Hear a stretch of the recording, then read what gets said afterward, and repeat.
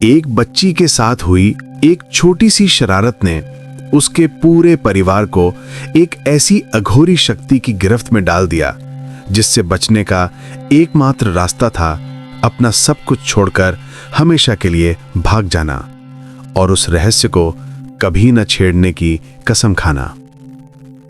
नमस्कार दोस्तों, और स्वागत है एक ऐसी कहानी में जिसके हर शब्द से डर के बीज बोए जाते हैं। मैं हूं राज और आप सुन रहे हैं हॉरर स्टोरीज विद राज। आज हम लेकर आए हैं एक ऐसी सच्ची घटना जो ना सिर्फ आपकी रूह को कपकपा देगी बल्कि आपको हमेशा के लिए यह एहसास दिला देगी कि कुछ सीमाएं हैं जिन्हें पार नहीं करना चाहिए, कुछ रहस्य हैं जिन्हें छेड़ना नहीं चाहिए और कुछ अंधेरे कोनों में ऐसी शक्तियां निवास करती हैं जो माफ नहीं करती।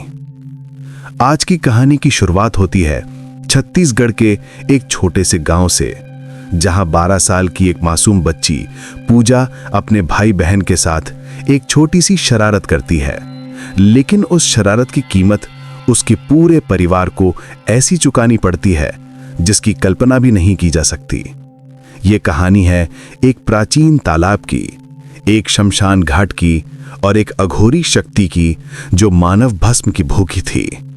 ये कहानी है उस डर की जो पीढ़ियों तक चला और एक परिवार को अपनी जड़ें तक छोड़ने पर मजबूर कर दिया। अगर आप हमारे चैनल पर नए हैं तो इस डर के सफर में हमारा साथ देने के लिए चैनल को सब्सक्राइब जरूर करें और नीचे कमेंट में लिखें डर गया। हमें जानना है कि इस कहानी ने आपको कितना डराया। साथ ही बताएं आप किस शहर से ये कहानी सुन रहे हैं। तो दोस्तों, अपने दिल को मजबूत कीजिए क्योंकि अब शुरू होती है वो कहानी जो आपको बता देगी कि क्यों कुछ पुराने तालाबों के पास जाना मना होता है। वो शमशान घाट जहां रातें चीखती थीं, पूजा की डरावनी दास्तां। छत्तीसगढ़ के उन गर्म, नम और रहस्यों से भरे जंगलों में जहां पुराने लोग अक्सर अदृश्य सीमाओं के बारे में बातें किया करते थे।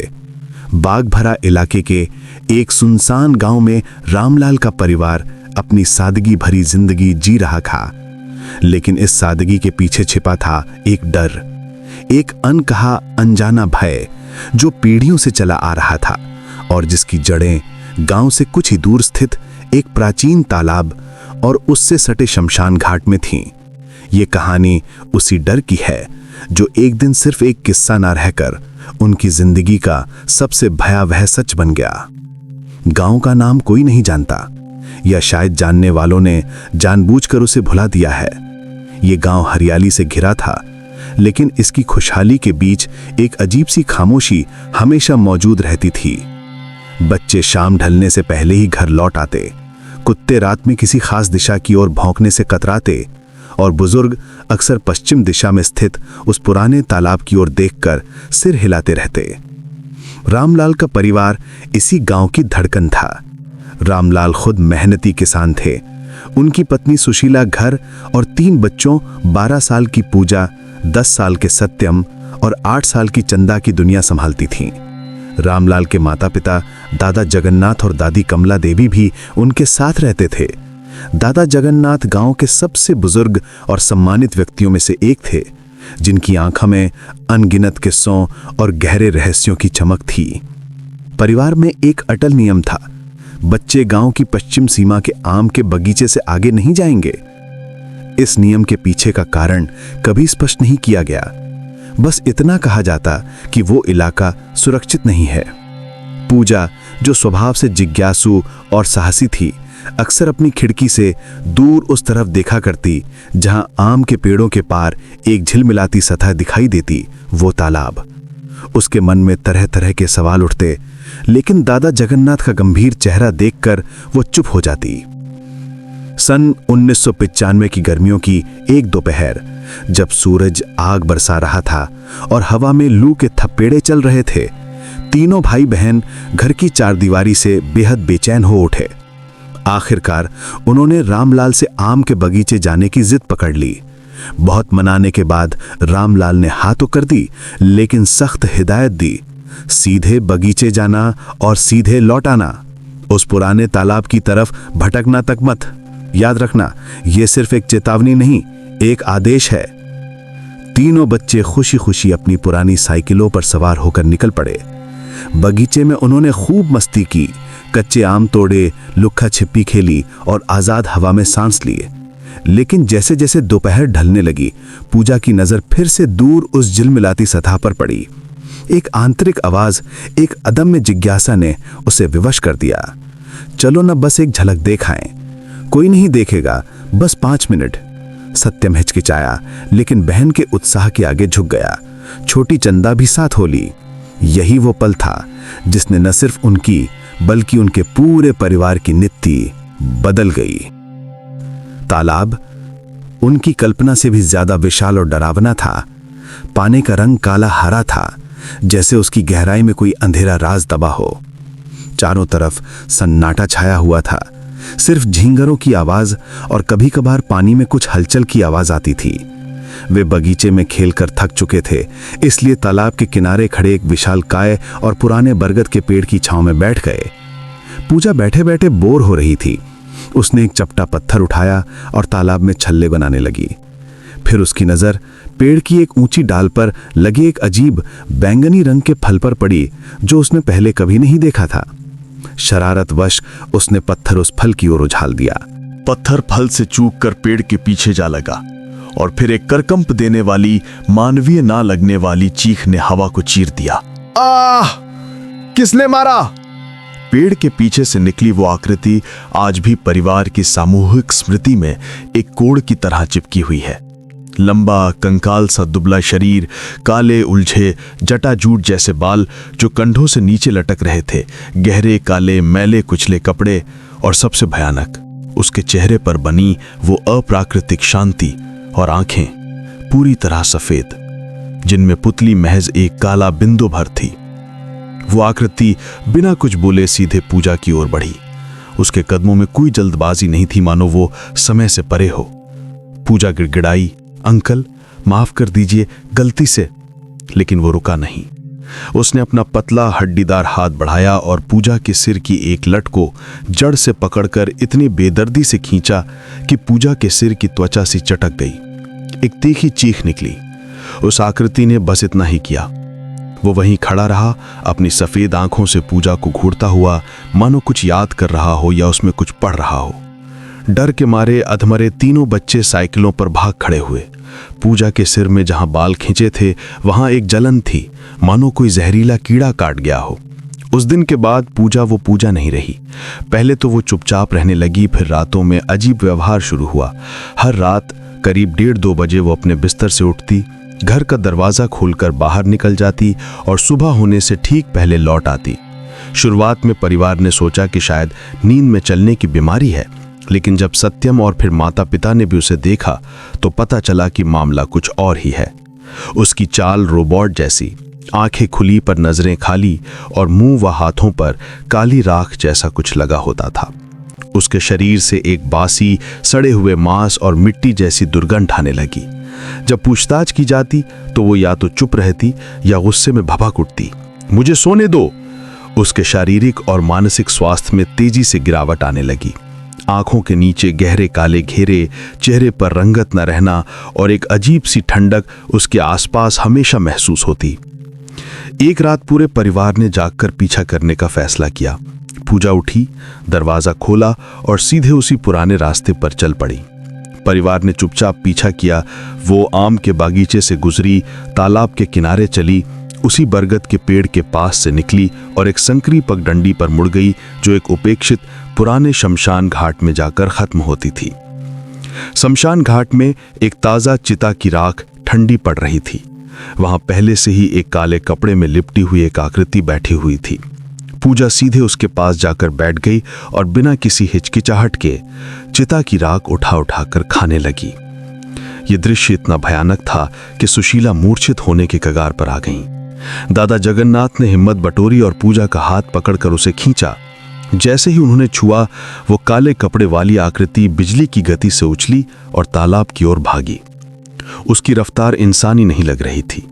वो तालाब के किनारे पहुंची और बिना कोई छींटा उड़ाए पानी में समा गई। घर लौटकर दादा जगन्नाथ ने आखिरकार वो राज खोला जो वे सालों से दबाए हुए थे। ये कोई नई बात नहीं है, उन्होंने कंपकपाती आवाज में कहा। इस तालाब और शमशान घाट की कहानी पीढ़ियों से चली आ रही है।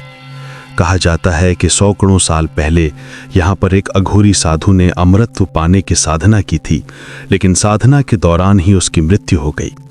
उसकी अधूरी आत्मा अपनी तपस्या की अग्नि और मोह में जलती हुई इसी स्थान पर फंस गई। वो भूखी है, मानव भस्म की भूखी। समय समय पर वो किसी न किसी को अपना शिकार बनाती है, उनके शरीर में प्रवेश करके अपनी भूख मिटाती है। शायद पूजा ने जिसे पत्थर मारा वो वही थी, और अब वो पूजा में बस गई है। दादाजी ने बताया कि एक उपाय है। एक अघोरी साधु जो खुद इस तरह की शक्तियों से निपटना जानता है, हर मंगलवार को उसी शमशान घाट में साधना करने आता है। वही शायद मदद कर सकता है। अगले मंगलवार की रात परिवार के बड़े सदस्य शमशान घाट पहुंचे। अघोरी बाबा वहां थे, शरीर पर भस्म, जटाजुट बाल और आंखों में एक अलौकिक तेज। उन्होंने कहानी सुनी और गंभीर हो गए। ये साधारण प्रेत बाधा नहीं है। उनकी आवाज में एक भयानक गूंज थी। ये बहुत पुरानी, शक्तिशाली और क्रूर इच्छा है जो भस्म में बसी है। इसने बच्ची के शरीर को अपना माध्यम बना लिया है। अगर ऐसा चलता रहा तो बच्ची की आत्मा पूरी तरह नष्ट हो जाएगी और उसका शरीर भी जल्द ही खत्म हो जाएगा। प्लीज बाबा, कोई उपाय बताएं। दादा जगन्नाथ ने हाथ जोड़कर विनती की। उपाय है, लेकिन कीमत बहुत भारी है, अघोरी ने कहा। उनकी नजरें दूर अंधेरे में तालाब पर टिकी की। मुझे एक ताजा मृत शरीर चाहिए। मैं एक विशेष विधि से उस शक्ति को पूजा के शरीर से निकालकर उस मृत शरीर में स्थानांतरित करूंगा और फिर उसे सदा के लिए यहीं बांध दूंगा। लेकिन शर्त यह है कि विधि के बाद तुम्हें इस गांव को, इस जिले को हमेशा के लिए छोड़कर जाना होगा। तुम्हारे खानदान का कोई भी व्यक्ति कभी भी इस शमशान घाट के 10 कोस के दायरे में नहीं आएगा। अगर आया तो वो शक्ति फिर सक्रिय हो जाएगी और सिर्फ उस एक को नहीं, बल्कि तुम्हारे पूरे वंश को जहां भी हो नष्ट कर देगी। ये एक शाप की तरह होगा। एक मृत शरीर का प्रबंध करना, यह सोचना भी पाप था, लेकिन पूजा की जान बचाने के लिए दादा जगन्नाथ ने अपने पुराने संपर्कों का इस्तेमाल किया। इस बारे में आज तक किसी को कुछ नहीं पता। अगले मंगलवार तक एक मृत शरीर का प्रबंध हो गया। उस रात का दृश्य किसी डरावनी फिल्म से कम नहीं था। शमशान घाट में आलाव जला। अघोरी बाबा ने मंत्रोच्चार शुरू किया, जिसकी गूंज हवा में कंपन पैदा कर रही थी। पूजा को, जिसे बेहोशी की दवा दी गई थी, मृत शरीर के सामने बैठाया गया। अघोरी ने विभिन्न जड़ी बूटियां अग्नि में डालीं, जिससे एक मीठी तीखी गंध फैलने लगी। कहते हैं कि उस रात आसमान बिल्कुल साफ था, लेकिन बिजली कड़क रही थी। हवा में एक अजीब सी सरसराहट थी। तभी पूजा के शरीर से एक काले धुएं जैसी मानवाकार आकृति निकलकर हवा में लहराई और फिर झटके से उस मृत शरीर में समा गई। पूजा एक लंबी सांस खींचकर गिर पड़ी, मानो उसके भीतर से कोई भारी बोझ उतर गया हो। सुबह होते होते सब खत्म हुआ। अघोरी बाबा थके हुए पर संतुष्ट लग रहे थे। ले जाओ इसे, ये ठीक हो जाएगी, लेकिन याद रखना जो वादा किया है। इस जगह को भूल जाओ, कभी वापस मत आना, नहीं तो जो इस लाश में कैद हुआ है वो तुम्हारे पीछे पीछे आ जाएगा। कुछ ही दिनों में रामलाल का परिवार अपना सब कुछ, वो घर जहां पीढ़ियां पली, वो खेत जिसे उन्होंने पसीना बहाकर हरा भरा किया था, वो गांव जो उनकी पहचान था, छोड़कर रायपुर के लिए रवाना हो गया। उन्होंने कभी पीछे मुड़कर नहीं देखा। यह सिर्फ एक घर बदलने का मामला नहीं था। यह अपनी जड़ों से, अपनी यादों से, अपनी पहचान से विदा लेने जैसा था। दादा जगन्नाथ की आंखों में उस रात का डर हमेशा के लिए बस गया। रायपुर में उन्होंने एक नया जीवन शुरू किया। पूजा धीरे धीरे ठीक हो गई। उसे उन रातों की कोई स्पष्ट याद नहीं रही, बस एक धुंधला सा डरावना सपना, जिसमें एक काला पानी, एक पेड़ और एक ऐसी आकृति होती थी जो उसे देखती रहती थी।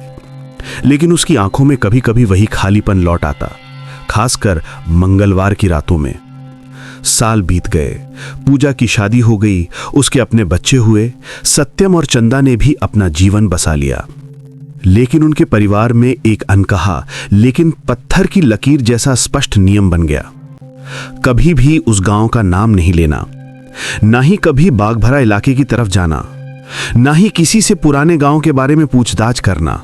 ये डर अब उनके खून में ही समा गया था।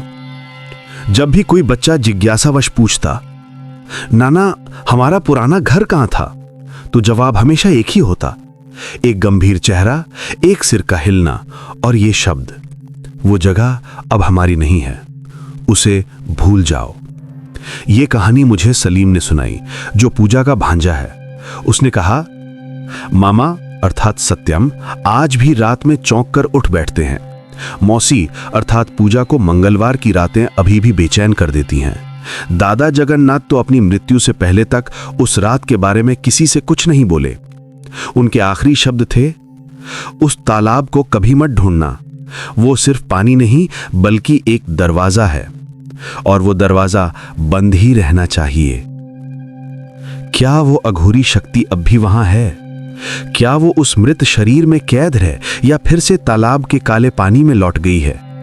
क्या वो अभी भी भूखी है? कोई नहीं जानता।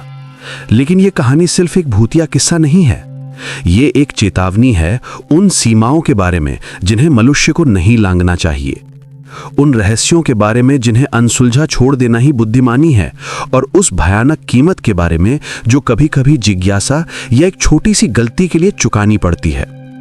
पूजा का परिवार आज भी जीवित है, लेकिन उनकी जिंदगी एक ऐसे रहस्य के इर्द गिर्द घूमती है जिसे उन्होंने अपने साथ दफन करने की कोशिश की है। वो गांव, वो तालाब, वो शमशान घाट, ये सब एक ऐसा अध्याय है जिसे उन्होंने किताब से पूरी तरह फाड़ कर फेंक दिया है। लेकिन क्या कोई अध्याय वाकई इतनी आसानी से मिटाया जा सकता है, या वो हमेशा उनकी नस नस में, उनकी चुप्पियों में और उनके उस डर में जिंदा रहेगा जो अब उनकी विरासत का हिस्सा बन चुका है? शायद कुछ दरवाजे सचमुच बंद ही रहने चाहिए, और कुछ कहानियां सुनाने के लिए नहीं बल्कि चुपचाप दबा देने के लिए होती हैं, ताकि उनकी आवाज कभी किसी और को उसी अंधेरे रास्ते पर न ले जाए जहां से लौटने की कीमत सब कुछ खो देने जैसी होती है। तो दोस्तों, यहीं पर खत्म होती है आज की स्तब्ध कर देने वाली कहानी, वो शमशान घाट जहां रातें चीखती थीं। पूजा, उसका परिवार और वो अघोरी शक्ति, क्या सब कुछ सचमुच हुआ था या फिर ये सिर्फ एक किस्सा है?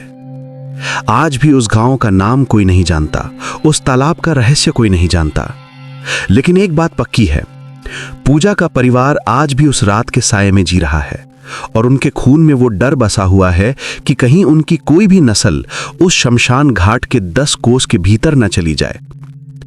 कभी कभी डर सिर्फ एक एहसास नहीं होता, वो एक चेतावनी होता है, एक ऐसी चेतावनी जो हमें बताती है कि इस दुनिया में कुछ चीजें हैं जिन्हें समझने की, छूने की या जानने की कोशिश भी नहीं करनी चाहिए। अब मैं आपसे पूछता हूं, क्या आपके आसपास, आपके शहर या गांव में भी ऐसा कोई निषिद्ध स्थान है, कोई ऐसी जगह जहां जाने की मनाही हो? अपने अनुभव, अपने शहर के रहस्य हमारे साथ कमेंट में जरूर शेयर करें। हो सकता है आपकी ही कहानी अगले वीडियो का विषय बने। इस डर के सफर में हमारा साथ बनाए रखने के लिए चैनल को सब्सक्राइब करना ना भूलें। वीडियो पसंद आया हो तो लाइक कीजिए और साथ ही घंटी आइकन दबाना याद रखिए, ताकि हर नई कहानी आप तक सबसे पहले पहुंचे। अभी के लिए इजाजत दीजिए। संभल कर रहिए, सावधान रहिए और याद रखिए, कुछ रास्ते ऐसे होते हैं जिन पर चलने के बाद वापसी का रास्ता सिर्फ मौत ही दिखाती है। नमस्कार।